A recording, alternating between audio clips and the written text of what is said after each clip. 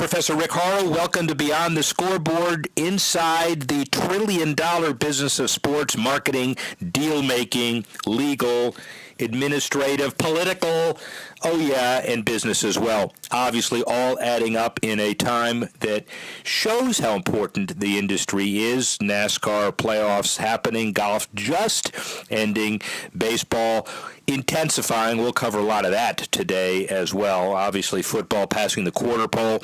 College football just a couple of weeks away from the first BCS rankings. Can you believe it? Hockey open. Basketball about to be open. This is a big time.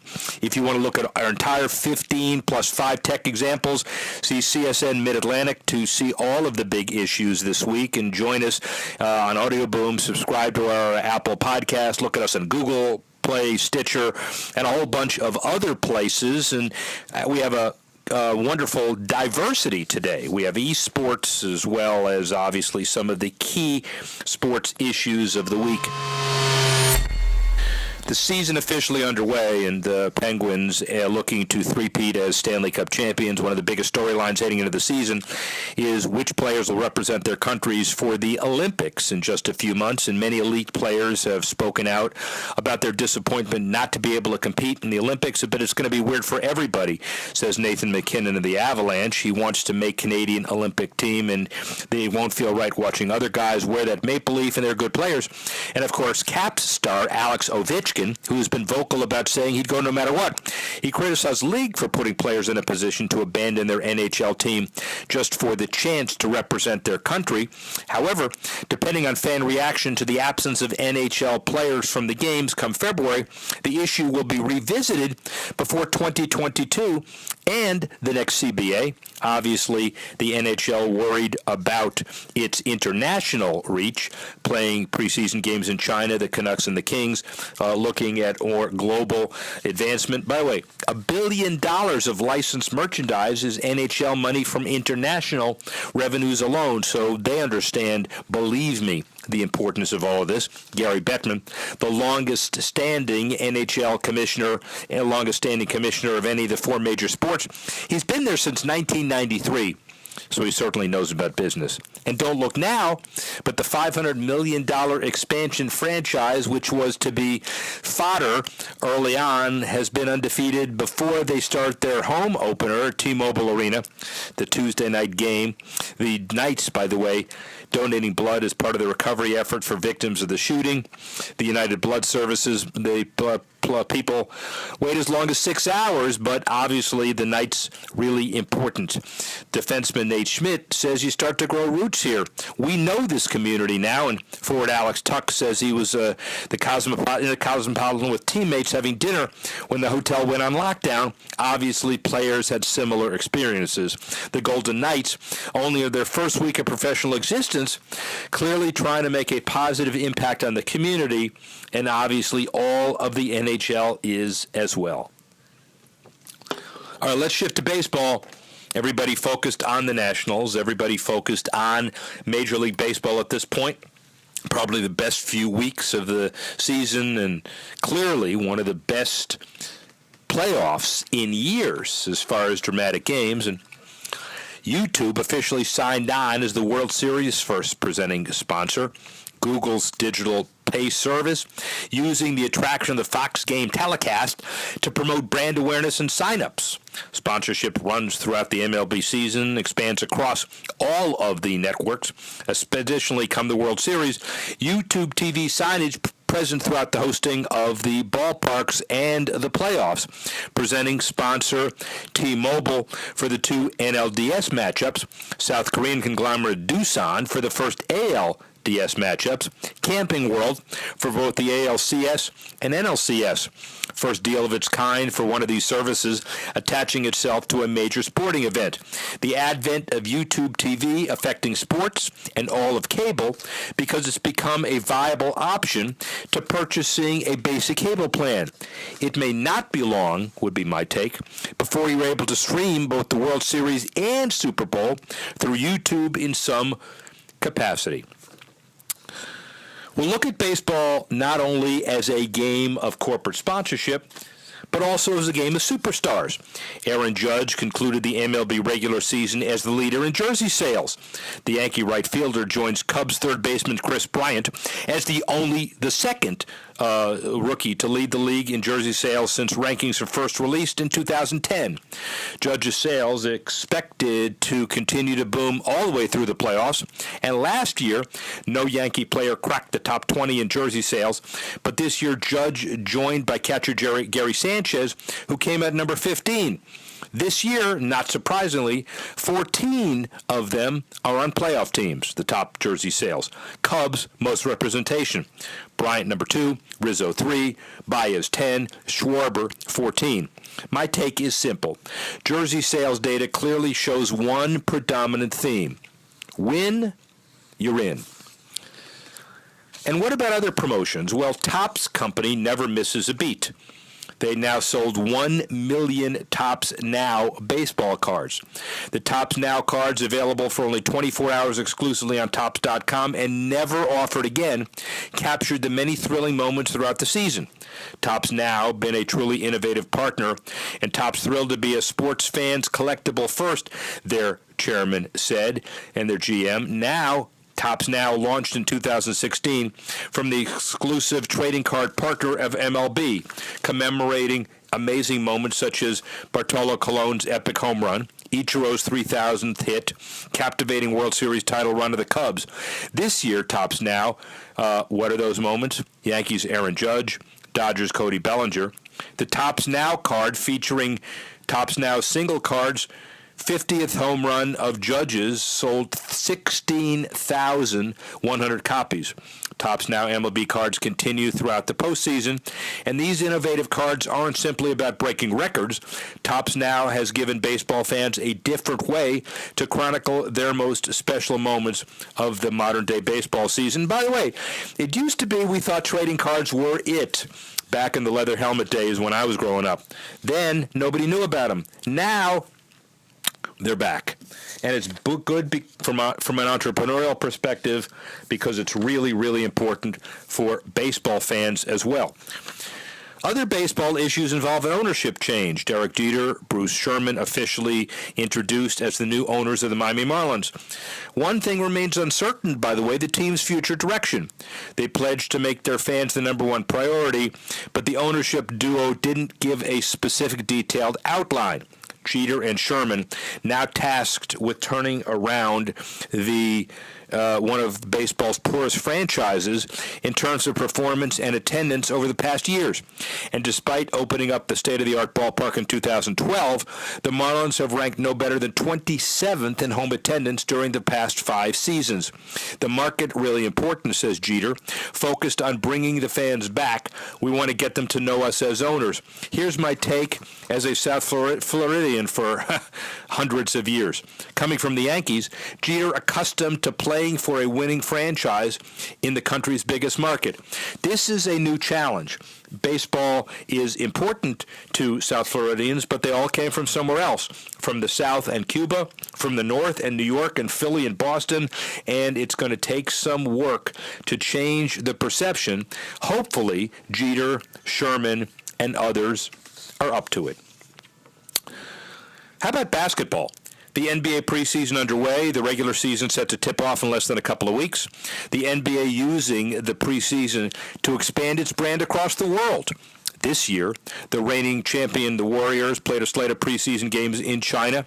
It was larger than it was in 8 and 13 when they played there as part of the NBA Global Games. Well, obviously, they've won the NBA championship the last 2 of the 3 years. They led the China market, the Warriors did, in jersey sales, digital views per game, and followers on Weibo. Apart from the team's reach in China, individual Warriors players made an effort to expand their footprint across the country as well. Kevin Durant visited China annually the past 7 years to film promotional spots for Nike. Klay Thompson recently signed a 10-year extension with the Chinese shoe brand Anta. My take is this. China, hands down, represents the NBA's largest growth market, so it's no wonder the league and its top players have focused on the region. Well, let's talk about the All-Star game. It's not too early to do that. It's mid-February. The East-West matchup is gone. the fan-favorite event switching formats when it arrives at the Staples Center in L.A., to captains selecting teams without regard to conference alignment. The fan vote winner from each conference will captain one of the two teams, 12 players from each conference still being nominated to compete in the game.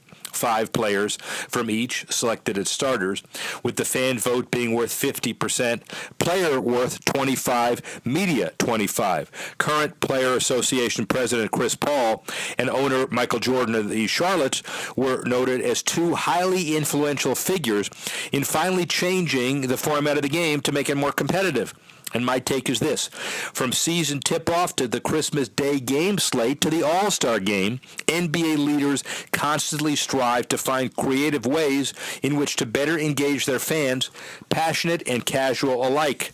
But also, my take is, if you remember a couple of years ago, you may not, the Pro Bowl had the Team Irvin and the other examples of captain's pick. They went back to the conference alignment quickly a year after. Let's see what happens here. The game isn't as important as the All-Star process itself. They'll be okay. How about golf? He hadn't hit a ball in competition a long time, but Tiger Woods is still moving the needle for Bridgestone, according to their CEO, Angel Iligan.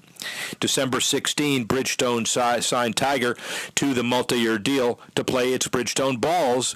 As a result of the back surgery, he hadn't done it at all, but Bridgestone still saw record gains for the first half of 2017.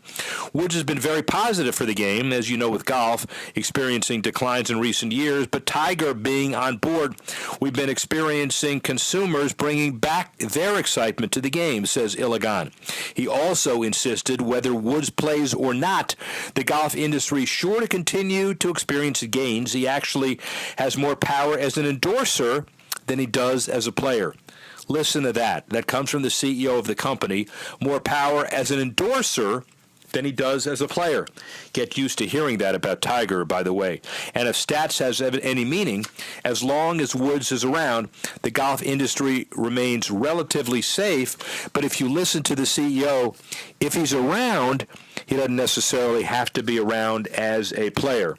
And that is huge in the business. Speaking of the business, the PGA Tour Waste Management Open already boasts golf's most entertaining holes in the sport. According to the Arizona Republic, the tournament is now planning new spectator improvements for 18. A new cove on the 17th hole, 26 to 30 boxes to lounge bar areas as well. 16 luxury suites at the Bay Club for the 2018 tournament. 17th hole becomes almost like their 16th hole, trying to emulate the success of the Honda Classic's famous 3-hole stretch, the Bear Trap, easily one of the most entertaining trio of finishing holes on the PGA Tour. And kudos to the creative minds in Florida, Ken Kennerly, and Arizona alike as we begin the golf season in January. It's just a couple of months away, by the way. Let's go across the pond for just a couple of issues. First of all, the World Cup. One of the stadiums being built for next summer in Russia, Ekaterinburg Stadium. Get used to, by the way, the pronunciation of all these Russian venues. Thousands short of the 35,000 seats needed to host a game, but the iconic exterior is going to be used. They're having a number of seats outside the stadium. Their case is that while the configuration is unusual, you have players watching fans increasingly accustomed to standing room only sections, giant video screens while attending a live game. So, in order to meet that minimum, they're having seats outside the stadium. Look for the new section to be popular with fans ever searching for that new thing. And finally, as far as stadiums are concerned, one of the most iconic stadiums in the world, Old Trafford, expanded in the near future. Manchester United officials mulling over viable options to expand Old Trafford to 88,000. It's now at about 76. Sir Bobby Charlton Stand, formerly known as the South Stand, is part of the stadium that seems most likely to receive the facelift. The Wembley Stadium, the largest one, fits 90,000. Man U giving strong consideration consideration to the long-term expansion plans because the new section for disabled fans, expected to be completed by 2020, would lead to a reduction in the current capacity to around 73,000. Wembley, by the way, also the exclusive longtime home of the London-based NFL series until Twickenham was added last year, while NFL's international series will also soon expand to Northumberland Park and expand at Old Trafford, could also earn a spot in the NFL rotation. Let's go global and tie the rest of the show in at the end of this. Esports, global scale. The most recent Nielsen report compiling data on the popularity of esports in United Kingdom, France, and Germany. In their report, Nielsen actually found that Call of Duty is the most popular esport game. These reports surprising, given the reputation for large esports games such as League of Legends. But additionally, this excerpt from Sports Techie clarifies that women are also a part of the esports arena. It also dispels the notion that women are not esports fans. In fact, the male-dominated industry. However, women represent a significant portion of the fan base. A comparison of fans across the markets reveals that while Counter-Strike might inherently attract male-centric audiences, plenty of women are interested in FIFA. And as soon as these games grow in the U.S. and overseas, more fans will become a part of the esports base. The next few years, crucial to the development of esports, the signs are trending up. And by the way, we may even have it in the Olympics. 2021 is when votes are finalized for Olympics down the road. And even Thomas Bach, the president, said he wouldn't consider any violent games. His remarks drew widespread criticism from those who are saying, hey, you let boxing in, what about violent esports games? But the fact that they're even talking about it is important to esports fans. We'll do that today. We'll have a specific example of how important esports is from one of the founders of the sport. She's the VP of esports for Turner Sports and general manager of the E-League. She's the commissioner. Christina Alejandre has been that since March 2016. She's been involved for more than 15 years with video games and new media. She's a consultant for the Electronic Sports League. She's been in publishing with Turbine and Warner Brothers Games. She's led the business development for 38 Studios and Octopi after working on licensing and product development at Nickelodeon and Viacom. If you want to know esports, you want to hear from Christina Alejandre. Rick Horrow, Sloan MIT Analytics Conference, and it gets bigger every year. And it's noisy during lunch because there are hundreds of thousands of aspiring students that want her job. That's exactly what it is. These are demographics that I have no idea about, but we're going to even delve into something even more significant. It's $1 trillion business, and I know mainstream sports, but I'll be the first to admit, Christina Alejandra, I have no knowledge of esports. So these next 15 minutes are a wild ride. Thank you. Thank you for. Well, hold on. Here we go. Hold on. Here we go. First of all, you are uniquely qualified. By the way, she is the general manager of E-League and vice president of E-League of esports for Turner Sports. Yes. So obviously, the connection between television and the E-League not only is important, it is joined at the hip. Yes, correct? It is joined at the hip. It's part of the Turner Sports DNA. E-League was formed in a joint venture with our partners WME IMG, but on the production side, Turner Sports is driving that. So here's the thing that qualifies, obviously, Christina as an expert in the field. Led business development for 38 Studios and Octopi, any company that's named Octopi, you know it's a young demographic company. Licensing and product development for Nickelodeon and Viacom. Yeah. So you take all of the knowledge of graphics, entertainment, kids, and you put it to use in a really unique sport. So tell us about it. Yeah, I definitely have. I'm a little bit bit of a unicorn in the esports space in that I have spent my entire career in the video game industry. So whether it is on the licensing side and product development side, whether it's on the business development side, publishing, and then esports, I have combined the two into this amazing job and opportunity. And I'm very well aware that the college students here are definitely gunning for my job, and it's a fun job to have. Yeah, but you're entrenched and they're not, so there. So unicorn in a unicorn space, which is quite an interesting dynamic when we think about it. Talk quickly about, dispel the argument the cynics use that this is not sports. Look, you have people competing at a very, very high level, and while it is not a traditional stick and ball sports, like make no mistake, like these players and people have been basically dedicating their lives to compete. They practice, 40 hours a week, and it is deliberate practice. It's not just them playing video games. They're watching replays of other teams and what they're doing. They're developing new strategies. They're in-game leaders, much like there are in stick and ball sports. They have coaches, and they are competing at a very, very high level. I would look at the phenomenon of esports. David Levy, he's the president of Turner. Sure.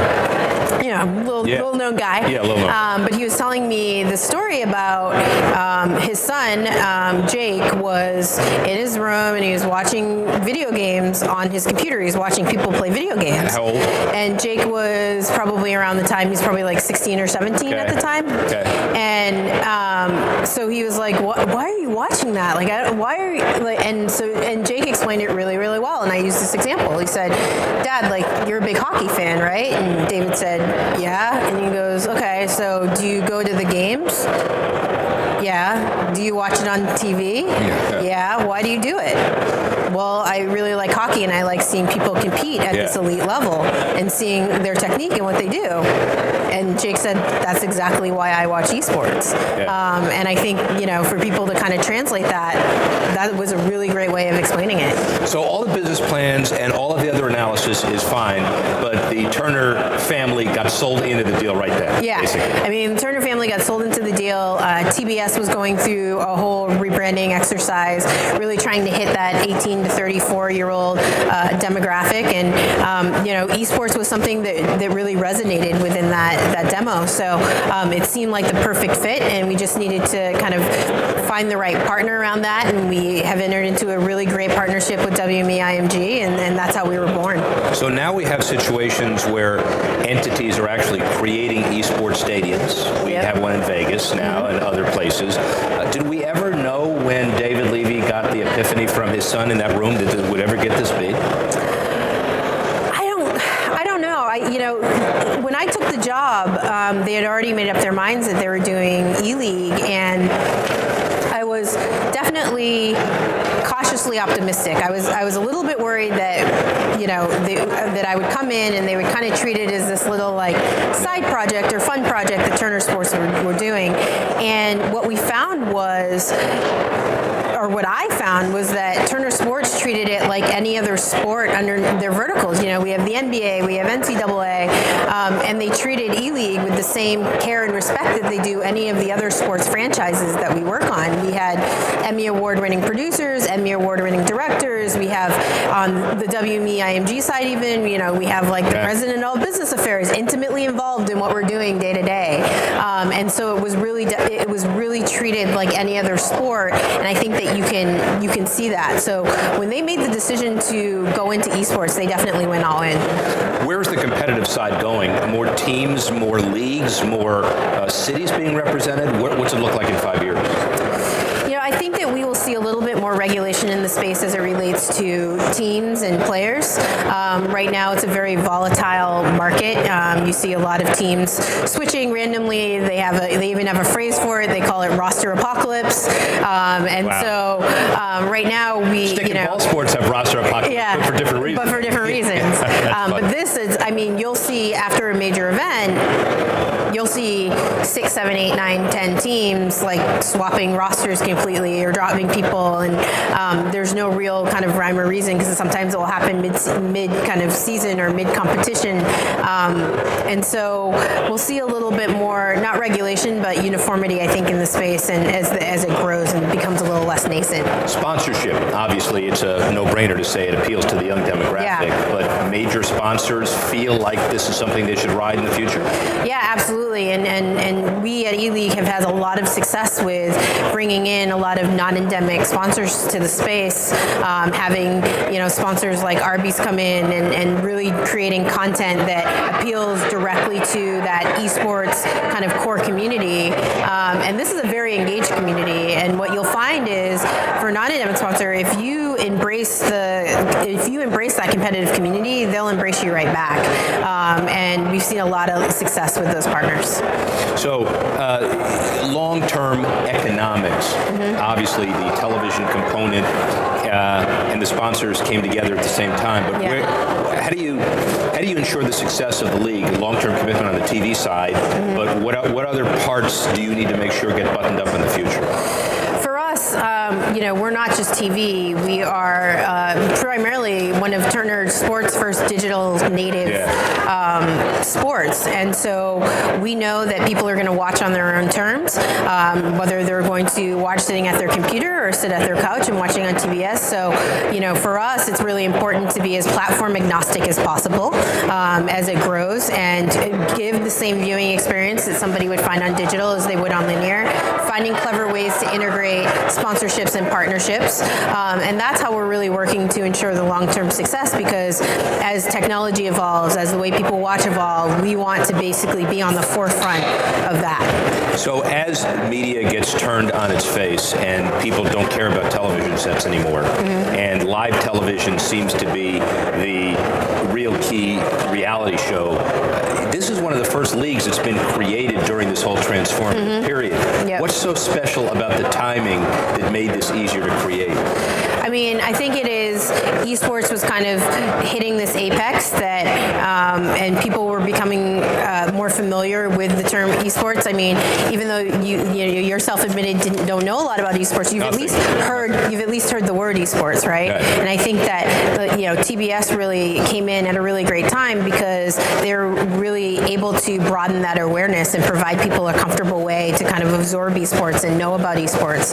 And E-League, I think, has done a phenomenal job with the content that they're creating to make esports more accessible to a mainstream audience. We'll come back to the business in a minute, but what is the trait that makes a really good all-star esport player? Does he have to be nimble? Is it carpal tunnel-less? Is it up there? What's the deal? I think it's both. There's definitely, in any sport, there's definitely an instinct that players have. And then there's also just there is a little bit of physicality in your hand-eye coordination and reflexes. There's a way to be able to break down and analyze the game. So it's a little bit of here, it's a little bit with the hand-eye coordination. And then also it's kind of a drive to constantly, with any sport, to constantly practice and constantly get better and constantly find ways to improve. Do we think that it'll be in the not-too-distant future where these folks will be considered athletes? I already consider them athletes. That's wrong. By the way, wrong person to ask that question. So I'm talking about everybody else, okay? Yeah, I mean, I think as it gets more to a mainstream audience, people can really appreciate and understand, the competition aspect to it. Look, is it as physical as a basketball game or a football game? No, but there are definitely the same characteristics that make up an esport athlete that makes up a traditional stick and ball athlete. Is poker a sport? I think poker definitely has a lot. I think the way that I would put poker or Magic the Gathering or even esports, even though esports does have a little bit of more of that physical component, is those are intellectual sports, right? So there might not be that physicality, but there is definitely an intellectual sport that's going on there. Is chess a sport? Intellectual sport. Right. Yeah. Is Bill Belichick, does he manage a sport? Does he outmaneuver the defenses? It's kind of the same. I mean, stuff, right? I mean, there's still that mind game that's played, right? Right. So. Absolutely. So what are the biggest challenges that you now face in the next couple of years? I think that one of the biggest challenges, which isn't something that we can't overcome because we're learning to do it, is you're seeing, especially in a native digital space, you're seeing ad blockers come in, and it's harder to monetize this community that's coming in, because generally, even in television or in digital, you're seeing people come in that run pre-rolls and mid-rolls, and that's how they make their money, by running these commercials. But with ad blocker, partners, people don't see those. So you have to find ways to integrate different brands and content in order to help monetize that audience. So I'll take one of those challenges and then take it to the next step, which is common to the digital transformation age. Do we have confidence that Madison Avenue is going to be smart enough to get out ahead and figure out how to monetize and recommend to their clients that they should monetize? I mean, you're already seeing it. You're seeing a bunch of VCs entering the space. You're seeing a bunch of high-level sports brands entering the space. I think right now we're at the point where people kind of need to get over a little bit of the FOMO that they're having because they're hearing about esports, so they're just throwing money in and investing. And I think they need to kind of take a step back and they need to look at what strategically makes sense for their company, why they should invest, and then also finding the right people to leverage whatever asset they're investing in or buying. Does your job include commissioner-oriented duties? So, I mean, do you find players for throwing stuff? Do you I personally, there's some decision making that I'm involved with, but we have a tournament operations group, and it's definitely not a single person like laying down the law. There are definitely people that are involved in making decisions. So you're not commissioner? I am not commissioner. No. Who's commissioner? We don't have a commissioner per se. We have a tournament operations league. Yeah, we ought to. I know, just lay down the law on people. Yeah. Well, because it would be very interesting. You're fined for hitting the joystick or some interesting issues. And obviously, this is an area that is so evolving. Does it ever? Do you think there's ever a time where the stick and ball sports, baseball, for example, just announced a deal with Game of Thrones, and I guess one of the issues is, do we have a time where the mainstream stick and ball sports A, respect you, and B, look at you as a partner? I think they already do. You're seeing huge investment by the NBA into esports, right? NBA just announced their league that they're doing for esports. You have NBA teams that are investing into esports organizations. You have football teams, meaning our soccer. You have soccer teams abroad investing into esports. So I think you're really starting to see that happening right now. Finally, Boston Area Conference, International Conference, Boston Area Conference, Boston television distribution as well. So what do we tell the esports fans in New England? It's wicked good, and they should definitely pay attention to esports. So, Christina Alejandra, this is an incredible world. We're going to stay in touch, and thank you very much. Yeah, thank you. Thank you. Thank you. Awesome. Bye. Well, thank Christina Alejandra and thank all of you for considering esports. It's a big deal. We might have it as an Olympic sport. Don't minimize it. Don't marginalize it. Listen to her and listen to the business. And thank you all for joining us for our entire show. If you want to see all 15 plus the 5 techie topics, remember, sign in or log in at CSN Mid-Atlantic. Also join us on our Apple Podcasts, Google Play, Audio Boom, Stitcher, and the like. And join us next week when we even get more business from baseball, football, basketball, and soccer and otherwise. And join us when again we go beyond the scoreboard.